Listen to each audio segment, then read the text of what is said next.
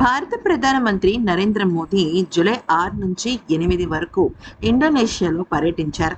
అయితే ఈ పర్యటన ద్వారా భాగంగా ఇండోనేషియా అధ్యక్షుడు ప్రబోవో సుబియాంటోతో జరిగిన ద్వైపాక్షిక చర్చల్లో భారతదేశం, ఇండోనేషియాల మధ్య అసలు ఇప్పటి వరకు ఇరు దేశాల మధ్య ఎన్నడూ ఎప్పుడూ కూడా ఇంత అద్భుతమైన వ్యాపార వాణిజ్య ట్రాన్సాక్షన్స్ అంటే ట్రేడ్ అండ్ బిజినెస్ డీల్స్ అయితే జరగలేదు. ముఖ్యంగా భారతదేశం అలాగే ఇండోనేషియాల మధ్య రక్షణ, ఆర్థిక రంగాలలో అత్యంత చారిత్రాత్మకమైన ఒప్పందాలు జరిగాయి. ఈ పర్యటనను ఇరు దేశాల వాళ్ళు గోల్డెన్ చాప్టర్గా అభివర్ణించారు. అయితే చైనా ఆధిపత్యానికి బ్రేక్ వేస్తూ ఇండో పసిఫిక్ రీజియన్లో వ్యూహాత్మకమైన స్థానాన్ని బలోపేతం చేసుకోవడానికి ఈ డీల్స్ చాలా కీలకంగా మారాయి. ఫ్రెండ్స్, ఇక్కడ మీరు గమనించినట్టయితే మన భారత్ చుట్టూ మన భారత్ శత్రువులు ఉన్నారు.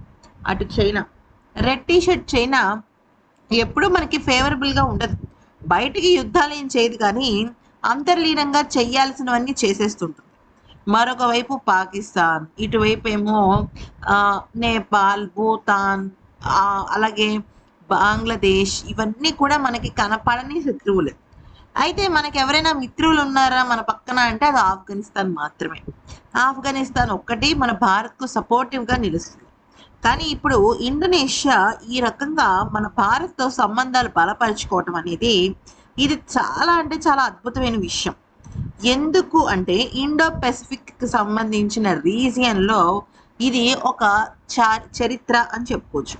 ముఖ్యంగా బ్రహ్మోస్ ఫైటర్ జెట్స్ ఉంటాయి కదా, అయితే ఇవి సూపర్ సోనిక్ మిసైల్ డీల్ అనమాట. ఈ పర్యటనలో అత్యంత హైలైట్ ఏంటంటే బ్రహ్మోస్ క్షిపణుల ఒప్పందం. ఇండోనేషియా రక్షణ శాఖ బ్రహ్మోస్ ఏరోస్పేస్తో ఈ కాంట్రాక్ట్పై సంతకం చేసింది. గతంలో కుదిరిన ఒప్పందానికి అదనంగా మరొక బ్రహ్మోస్ బ్యాటరీని కొనుగోలు చేయడానికి ఇండోనేషియా మొగ్గు చూపింది. ఈ రక్షణ ఒప్పందం సుమారుగా 400 మిలియన్ల నుంచి 600 మిలియన్ల వరకు ఉంటుంది. ఫిలిప్పీన్స్ తర్వాత బ్రహ్మోస్ క్షిపణులను కొనుగోలు చేస్తున్న ప్రధానమైన సౌత్ ఈస్టర్న్ కంట్రీ ఏమైనా ఉంది అంటే అది ఇండోనేషియా. ఇంకొకటి ఏంటి అంటే అస్త్రా MK1 క్షిపణులు.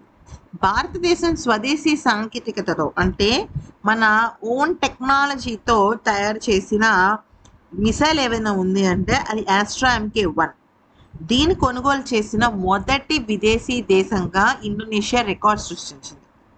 అయితే ఈ క్షిపణులను ఇండోనేషియా ఎయిర్ ఫోర్స్కి చెందిన సుఖాయ్ యుద్ధ విమానాలలో అమర్చనున్నారు.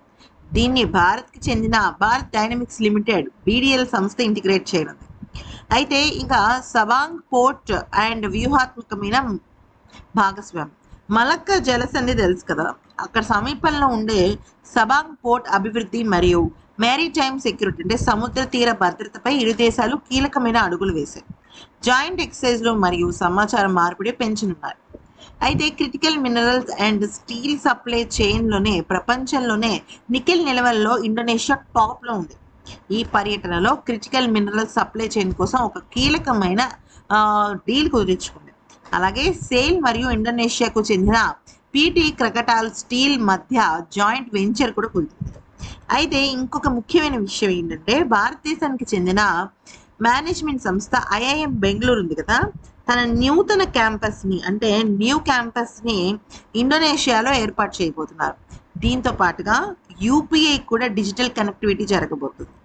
అత్యుత్తమ పురస్కారం అన్నమాట. ఈ పర్యటనలో మోదీ గారికి ఇండోనేషియా ప్రభుత్వం తమ దేశ అత్యుత్తమ పౌర పురస్కారం అంటే బిటాంగ్ అదిపూర్ణ మెడల్ ఆఫ్ హానర్ను బహుకరించి గౌరవించింది.